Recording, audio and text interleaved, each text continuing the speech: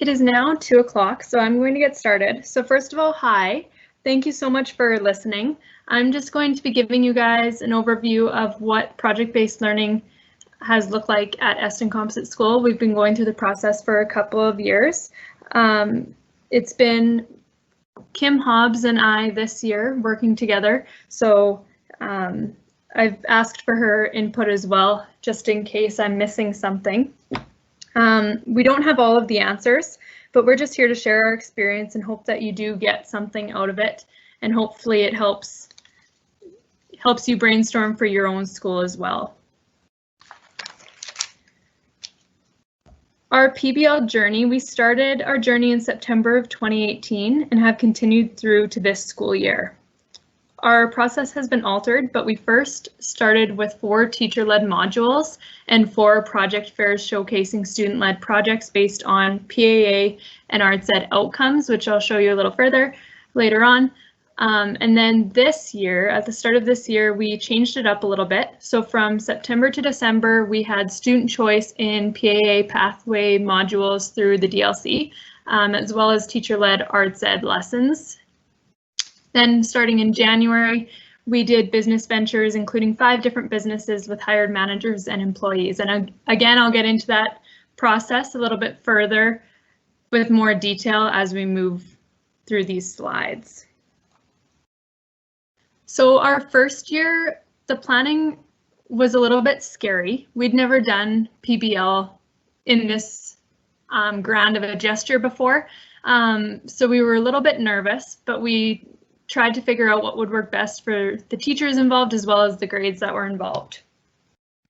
So we started with the 4 teachers gathering in June of the prior school year to start deciding what topic areas or course they were going to choose. So we ended up with cooking, design, including interior vehicle, fashion and sporting equipment, robotics, and healthy living as our 4 modules. We used colored highlighters and outcome maps to choose outcomes over the span of Arts Ed and Health to ensure that we met them all. As I was an ELA teacher and part of the PBL team, I also looked at the outcomes and asked myself which ones I could use cross-curricularly as part of my English lessons as well. So then I could highlight those, and Mr. E taught phys ed, so he did the same idea with the health outcomes. That seemed to be a bit of a stretch for what we wanted the PBL idea to look like.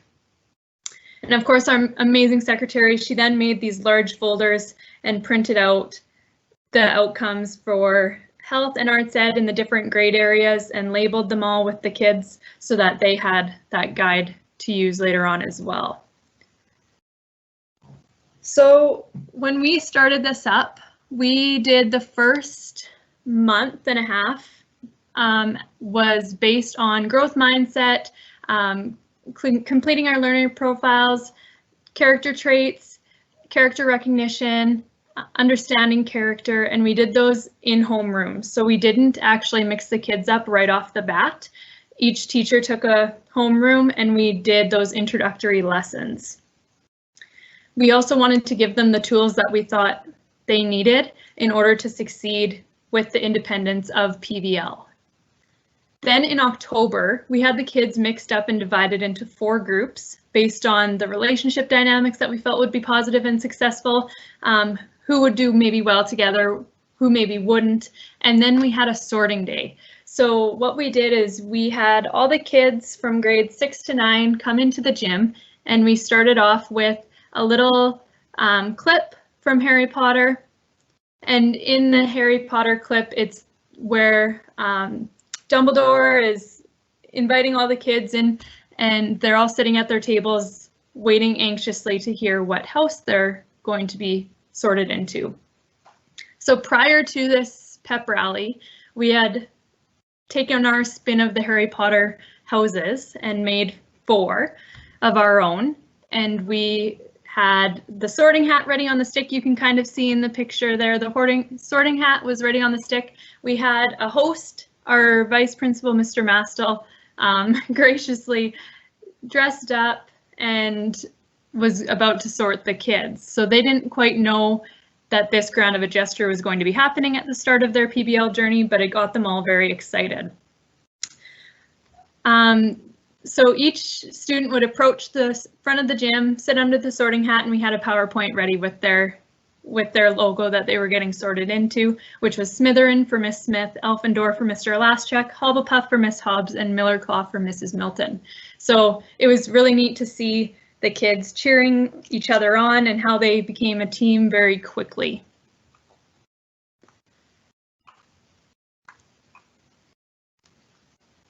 Then we went into the rotations. So out of these 4 teachers, each teacher had a chance to have each house as part of their class, and the houses would rotate to each teacher. So we based our rotation times on school breaks and ease of transition. So if we thought it would be a natural fit to move on, we would do that. So we had to touch base quite often to make sure that we were all kind of at the same spot. And if someone said, hey, I am a little bit behind with this group, I'm going to need an extra week, then we could do some adjusting together.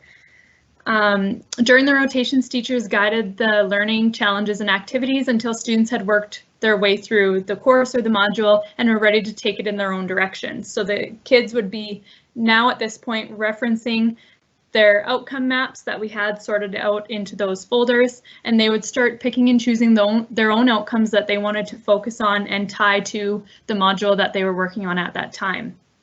At the end of each rotation, we had a PBL fair where the students chose their own outcomes to focus on and displayed their understanding in the form of their choice.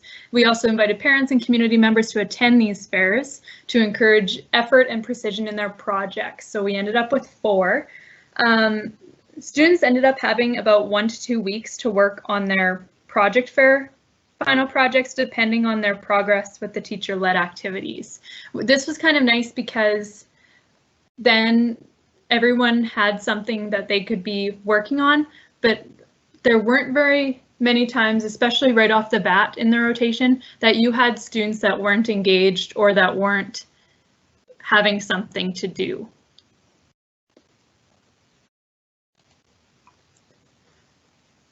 So with every process, there's always pros and cons, and since we were starting this, we really wanted to make sure that we did a thorough reflection at the end of our first year and made sure, what did we like, what didn't we like, what do you think we need to work on if we continue this next year? So some of the successes with the first structure that we had with the 4 rotations, the student engagement at the beginning was awesome. And I think a large part of that had to do with the sorting day for sure.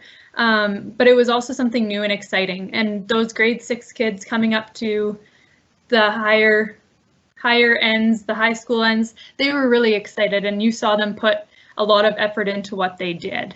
There was a lot of opportunity for student mentorship and relationships across grade levels. Kids that wouldn't have normally even spoke to each other in the hallways, they might have been on a team together, and they might have ended up choosing each other for partners to work through. So that aspect was really nice to see.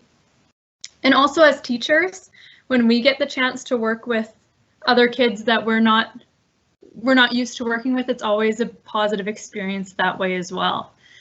It allowed for flexibility to meet student interests. So especially with the project fair projects, you would see kids, if kids were super into hunting or very interested in something musical, they could find a way to turn what they learned and turn their research into something that was fun for them to do, which was nice to see.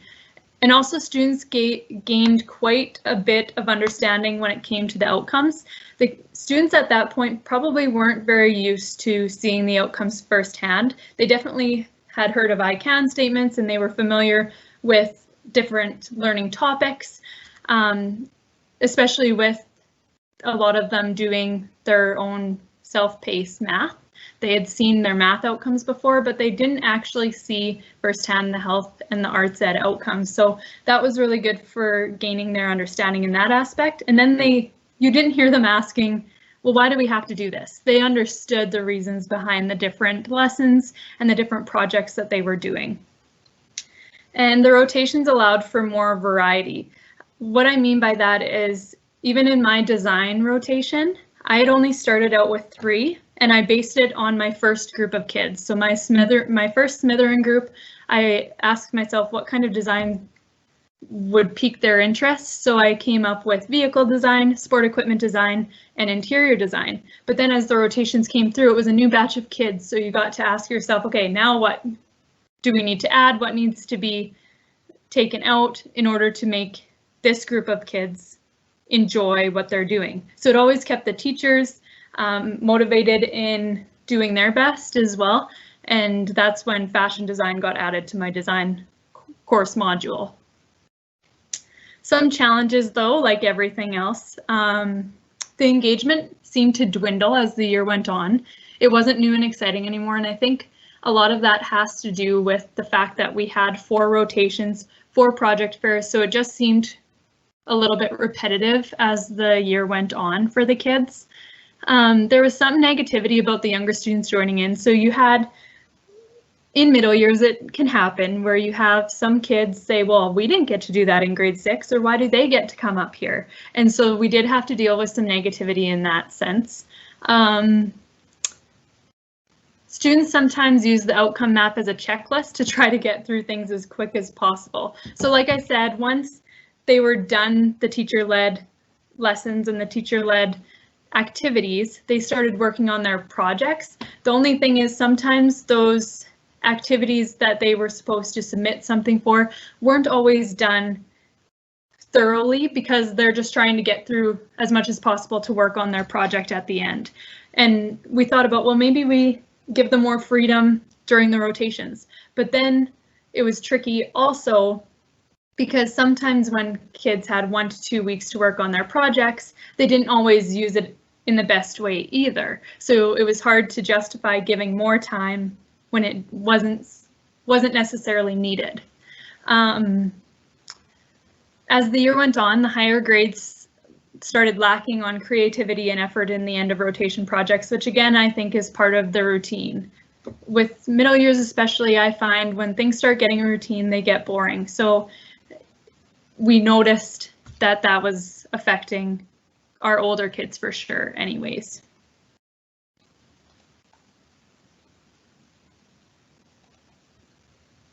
So year 2, changes and carryovers, things that we wanted to keep doing, things we wanted to change up a little bit. There were also things that we still wanted to try. We were still in the trial process of this PBL, and you don't know what for sure works until you try everything. So some of the changes we made for this school year, we only ended up combining grades 7 and 8. Only 2 teachers collaborated for 7-8 PBL together, and then there was 1 teacher that focused on the grade 9s separately. The 2 collaborating teachers, which was Ms. Hobbs and myself, we team taught in the same room and built plans together. We were very lucky in this sense because our school has a big enough classroom that we can use to throw both the grades in, but that was a big change for sure. The health outcome focus was removed. We had the use of DLC PAA pathway courses, and we also introduced business ventures. So a lot of changes this year. There are some things we continued though. We continued to use arts ed outcomes. We continued to use the learner profiles and the true colors at the beginning of the year to get the students acquainted with each other, understand how each other worked, and understand how they work as well. There was a mixture of teacher and self-guided learning. So it wasn't necessarily as structured as to what the teachers were teaching and what the kids were doing on their own. It was more of a mix this year, and you'll see why in a second. And we continued opportunity for student choice.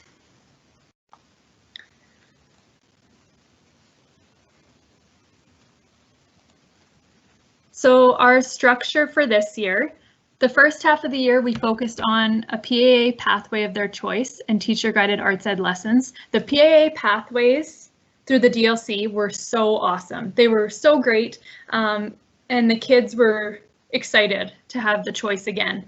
The sheet that you see underneath this little blurb here, this is a page taken out of our PBL booklet, which is on the resource bank. And that's just what we had students fill out so we got an understanding of what they were interested in. So this was the first half of the year, and then the second half of the school year was focused on their business ventures. So this photo here is just a little bit of a preview, but that was one of the logos that one of our businesses came up with and designed.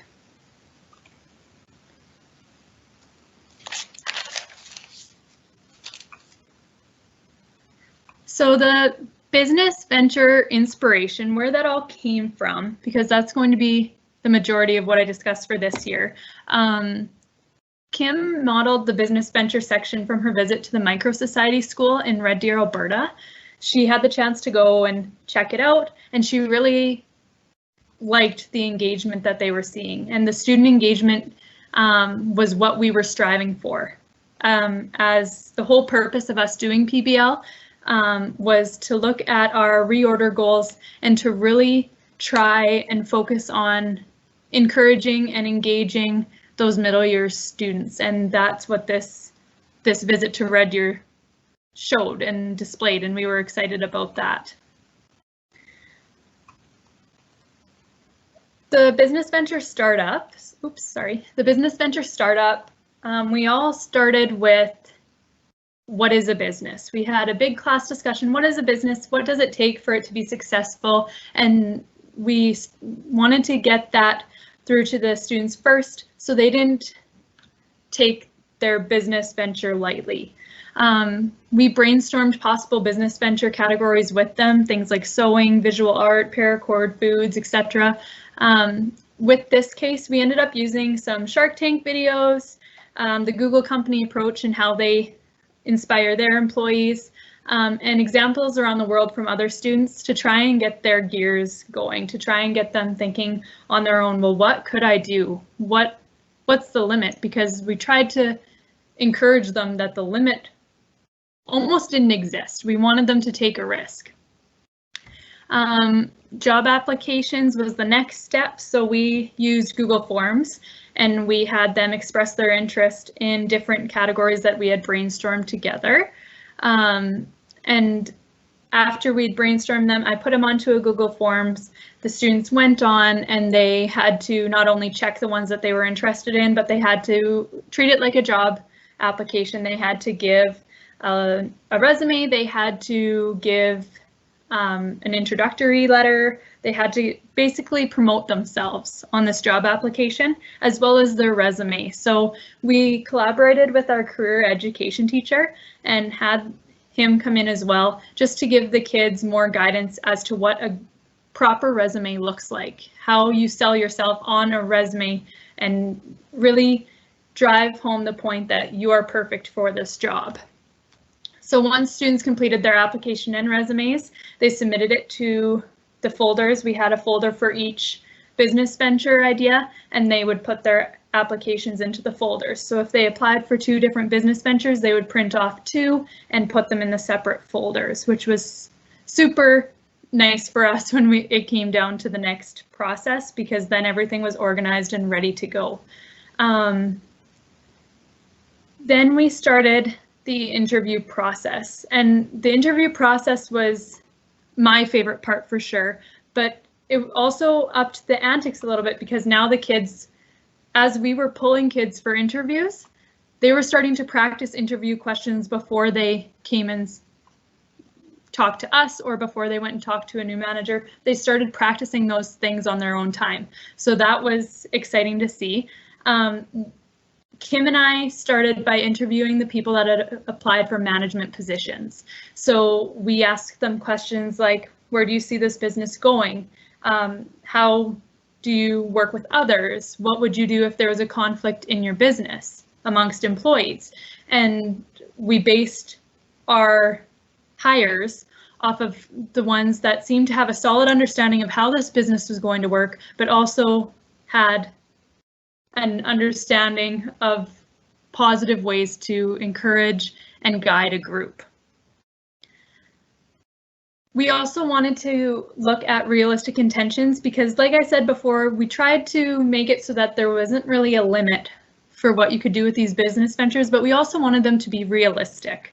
So as we were interviewing the kids, we were asking them questions like, well, how is this going to work? Or what will you need? Or how many people will you need, to try and get them thinking about those logical facts and how it was going to succeed.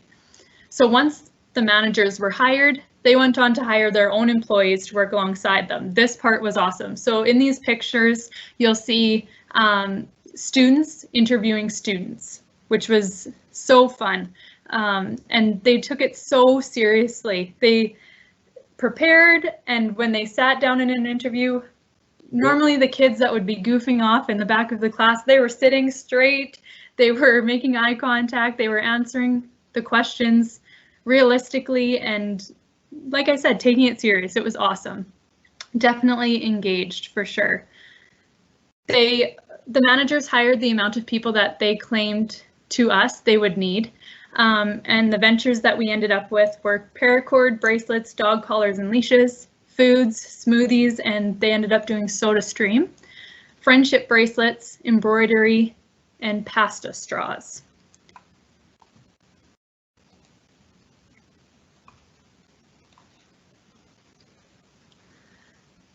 Business meetings were the next step after people were hired. The different businesses led by their managers began their meetings to plan their business proposals in order to acquire a loan from our school for startup supplies. So they had to start digging into what their expenses were going to be, and they had to create a formal proposal that they could take to our financial advisor, aka Mr. Masta, our vice principal, and they had to have a presentation prepared. They had to sell him on the idea that this was going to work and they needed this much. So again, that's where the Shark Tank videos had come in pretty helpful as an inspiration. So their proposals included a mission statement for their business, expense costs, like I said, customer surveys to see what their classmates would be interested in getting or seeing from their business, and strategies for making profit. How would they make money? How would they make their money back? So when Mr. Mastel asked them, well, okay, you need all this stuff, but when am I going to see this loan paid off? They had the answers to those questions ready to go. They were ready. And there were some groups that were, for sure, but there's always groups that weren't. And even if they weren't ready, they came back, they fixed their proposal up, they had discussions within their business group, and they took it back. So it was definitely a learning process either way. One aspect of this business venture that was a little bit different than PBL in general is that we had a bank, and the bank was responsible for keeping track of loans, payrolls, expenses, income, and Mustang bucks that they created that would cycle through the different businesses. And they used an Excel spreadsheet to keep track of all of this. So when we had our 3 bankers working, they were doing better on Excel spreadsheets than I have ever done. They knew how it worked by the end. They had all the equations put in there. And I just stood there flabbergasted because I didn't even know what they were doing or how they did it, but it always worked. They had it under control. So that was awesome to see. The Mustang bucks were then used to pay the students in the businesses. So this payment was similar to almost like a coupon where they could purchase projects from different businesses within the business venture at a ratio of 10 to 1. So 10 Mustang bucks equaled $1. So as a coupon from the sales that other groups were selling. So with this, each day the managers would have to check off who in their group was there, almost like for attendance, and they got 1 Mustang buck a class day basically for being there. And then that's how they kept track. So those students in the bank with the Excel sheet, they would jot that down. They would take the timesheets after every 3 weeks, I think it was, and put it into the Excel and transfer the Mustang bucks into the employees' accounts. When it came to project time, the businesses were approved by Mr. Mastel. They acquired their supplies and it was time to get to work. Groups created business logos, designated roles within their group, and made posters to put up around the school. So in some of these pictures, you see some students actually working on their products. Some students are testing their products.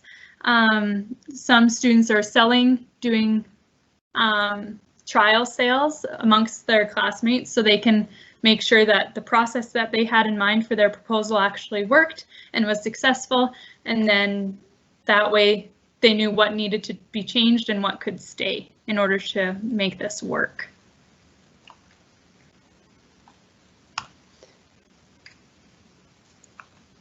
That then takes us to the business venture sales. After the businesses had their plan and were developing their products, they organized their group and created order forms and sales receipts so that they were ready to go, which they reported to the bank, and the bank kept track of that as well. We started by selling our products amongst ourselves so that they could experiment with sales techniques and discover what process of production and distribution was most effective, and if their products were any good, because their classmates would have told them. So they were also getting consumer feedback. We then had a fair where we invited different classrooms around the school to check out the merchandise, and our businesses created displays. Some of them had contests and samples and giveaways to promote their business, which was awesome. And our plan was for the community to come in for a fair and have a fair on a bit of a bigger scale where the students could make products, have a stock built up, and then they could potentially sell. But with COVID, that unfortunately didn't happen. But that's what we were working towards at the end of March there. So again, pros and cons. Pros, students were so engaged. We heard from some parents that this was one of their favorite classes, whereas last year we didn't necessarily get that much feedback.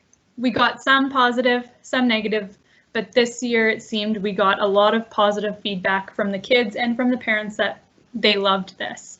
The students learned valuable problem-solving skills and gained real-world experience. Students discovered what they were capable of, rather than just slapping something onto a poster. When they actually took a risk and they tried something a little bit bigger, they found success, which was great. Goal setting and reflection became more applicable. It didn't just seem like some busy work or some quick thing that teachers made them do. They actually understood the benefits of goal setting and reflection. There was meaningful learning through resume building and interview process that they'll carry forward in high school and afterwards. And Kim and I, as teachers, were able to collaborate more this school year than we were in previous school years because we were working firsthand together, which was awesome. Some challenges. It was a little bit difficult monitoring students through the variety of different activities in the different PAA pathways. Because there were 5 different pathways that were chosen, there were a lot of groups doing different things. So it was all about Kim and I familiarizing ourselves with the modules and trying to guide all of the 5 different areas. So that's why it was very helpful for 2 of us to be a part of that. Another challenge was helping students deal with pressure and stress when something was going wrong in their business. I know for our food business, that first day that they were selling smoothies, they were so stressed, and one of the blenders pretty much blew up and another was causing issues, and I was in there helping them, and there was tension and yelling, and I just said, it's okay, this is a trial run. But looking back now, it was funny, but the kids didn't find it very funny at the time. Another challenge was group harmony, because now you have students in manager positions potentially telling other kids what to do, which can go really well, but sometimes that causes some tension too. So we had to navigate that a little bit and sit down with some groups one-on-one and help them through harmonizing themselves with each other. It was also difficult to supervise different facilities because we did have kids working in the kitchen, we had kids working in the workshop, kids working in the 21st century room. So it was a matter of Kim and I just trying to figure out how we could properly supervise kids in different areas. So we had to figure out different rotations and different time slots and make that work. Another challenge was tools were being brought from home. So things like blenders, soda streams, wood burner, which is great, and the kids were excited to use it, but that's always a challenge if something malfunctions or if something gets wrecked. That's not something that you want to worry about, and so that was like a constant anxiety thing for us. So we tried our best to bring things that we had or use what the school had and try to convince the students just to use that stuff instead. And of course, keeping the hiring process fair is always a challenge. Kids are going to feel hurt if they're not hired, but we tried to walk them through that and tried to help them well, if this happens and you don't get the job that you want, what are some other jobs you could look into? What do you think your strengths would benefit this business? How do you think your strengths would benefit this business? And we had to try to talk them through that as well. There were some instances where 1 or 2 students weren't hired. So then it was a matter of, okay, so you weren't hired for the jobs that you wanted. What needs to change about your resume? What needs to change about your interview? And we can try again with some of these other businesses. So everyone did end up getting hired, which was great. But that was something new for us to navigate through as well. And last but not least, these are just some of the resources that we use that we found super helpful. Sway, Weebly, or WordPress would be an awesome tool to use if your business wanted to create a website. Microsoft Excel, obviously, and OneNote we use kind of as a meeting ground for everything so that they had a digital copy of the things that they needed in one place. Weekly schedule we had laminated. So every Monday, the managers would go and write down, okay, what's your week going to look like? What are you doing Monday, Tuesday, Wednesday, Thursday, Friday? And Kim would put up there if there was a reminder that timesheets were due on Thursday, she would put that down on there as well. So then there was a strict visual for them to access. Kim and I also had the opportunity to go to Future Design School PD, which I think every school in the division had a rep go. I might be wrong on that, but I think so. And so if you didn't go, there's probably a teacher in your building that did go that might have some things that you find useful, but the Future Design School PD was really great for us to have an idea of what these groups' brainstorming processes could look like. We could help them guide through what we learned at Future Design School. And the 2 resources that have been created that are in the resource bank. The first one is the project-based learning booklet that we distributed to the students. So you see on the first page, we have our learning styles, we have our personality colors, so the kids always had it as a quick reference. In that booklet, we also had the art outcomes checklist for both grades. And what we found that we changed was in the first year of this, we just had those folders with every student's outcome map on there, and they checked it off as they went, which was great. But to try and slow their process down and make them reflect on if they actually completed the outcome in an acceptable manner, something that was valuable.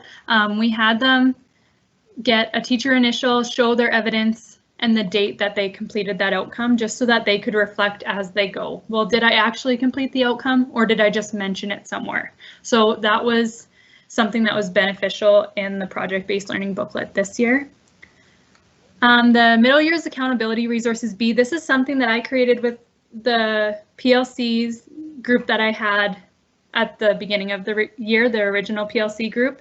So when we met with them, we all created different resources that we put together to be included in this middle years accountability that is on Resource Bank. So I just pulled a couple of pages from there that we experimented with in PBL and other classes that seemed helpful. The one on the left of the B, that's just a task breakdown where they take their task and they break it down into 5 different parts or 6 different parts just to help them tackle one thing at a time rather than this one big looming idea. So that's in that booklet that PLC group created, as well as tips and tricks for different learners. The reason that was beneficial for PBL is because they'd already done the learning styles at the start of the year. So this was just more of a cheat sheet basically for what kind of learner were you? Are you stuck on something? These might be tips that would help you.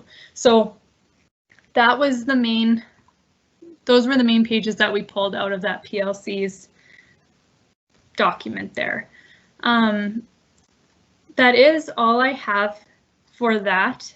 If you do have any questions about PBL, if you're looking to start it up and you're just trying to bounce some ideas off of someone, or if you have any specific questions, please reach out to me at kaylin.smith@sunwestsd.ca, or Kim, I'm sure, would be happy to as well. But we'd be willing to help you out in any way that we can. Like I said, we don't have all the answers, but we just have some experience, that's all. So I hope you did find something beneficial out of this and you found something you could possibly use, or it started your brainstorming process. Thank you so much for listening and have a good rest of your week.